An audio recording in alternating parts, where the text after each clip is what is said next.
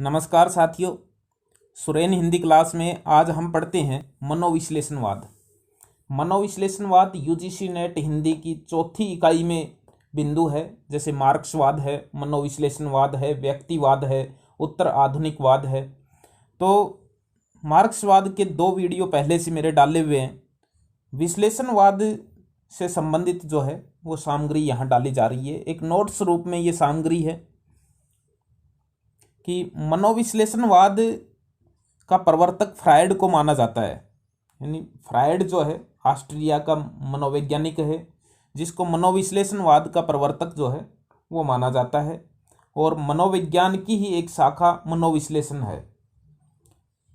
Freud ने मानव मस्तिष्क के 3 भाग किए हैं, चेतन, अवचेतन और अर्धचेतन। उन्होंने काम और व्यक्ति की दमित भावनाओं को सर्वाधिक महत्व दिया है। फ्रायड के शिष्य एडलर ने, यानी फ्रायड ने काम और व्यक्ति की दलित भावनाओं को सर्वाधिक महत्व दिया है।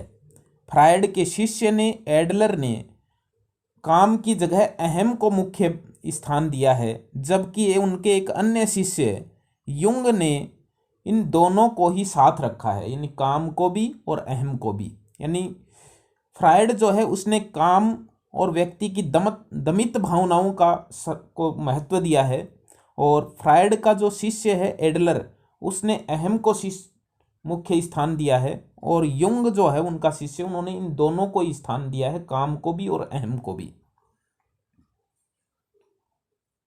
मनोविज्ञान मानव व्यवहार का अध्ययन करता है और साहित्यकार मानव व्यवहार का विश्लेषण करता है।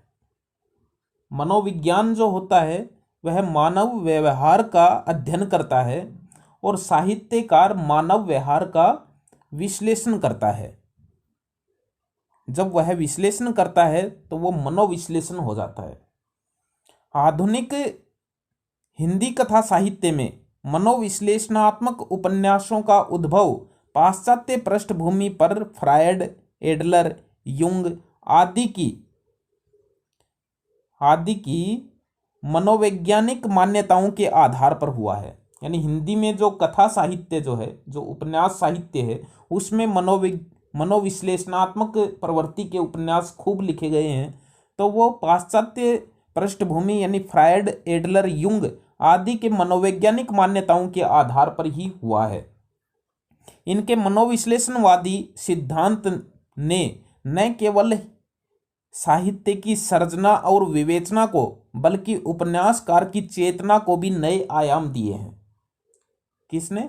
फ्रायड, एडलर और युंग की मनोवैज्ञानिक मान्यताएं जो हैं, इन्होंने हिंदी साहित्य की सर्जना और विवेचना को, बल्कि उपन्यासकार की चेतना को भी नए आयाम जो है वो दिए हैं। हिंदी साहित्य में मनोविश्लेषणवादी प्रवृत्ति जैनेन्द्र कुमार, इलाचंद्र जोशी, अज्ञेय, डॉक्टर देवचंद्र देवराज के उपन्यासों में है। यानी हिंदी साहित्य में मनोविश्लेषणवादी जो प्रवृत्ति है वो जैनेन्द्र कुमार, इलाचंद्र जोशी, अज्ञेय और डॉक्टर देवराज के उपन्यासों में मिलती है। यदि हम मनोविश्लेषण की साहित्य में की दृष्टि से देखें तो ये 4 साहित्यकार जो है जिन्होंने मनोविश्लेषणात्मक उपन्यास जो है उनकी रचना की है। इलाचंद्र जोशी पर फ्रायड, एडलर और युंग तीनों का प्रभाव था।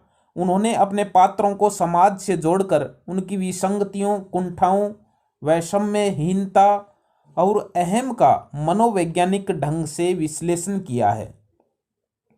ये सामूहिक अचेतन मन की प्रवृत्तियों का विश्लेषण करने में सबसे आगे हैं। कौन? इलाचंद्र जोशी। सामूहिक अचेतन मन की प्रवृत्तियों का विश्लेषण करने में सबसे आगे हैं इलाचंद्र जोशी।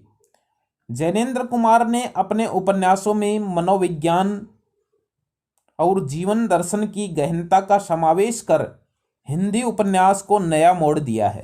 यानी जैनेन्द्र कुमार के उपन्यासों में मनोविज्ञान और जीवन दर्शन की गहनता का समावेश है, और इन्होंने गहनता से इनका समावेश करके हिंदी उपन्यास को नए मोड़ पर ला दिया है।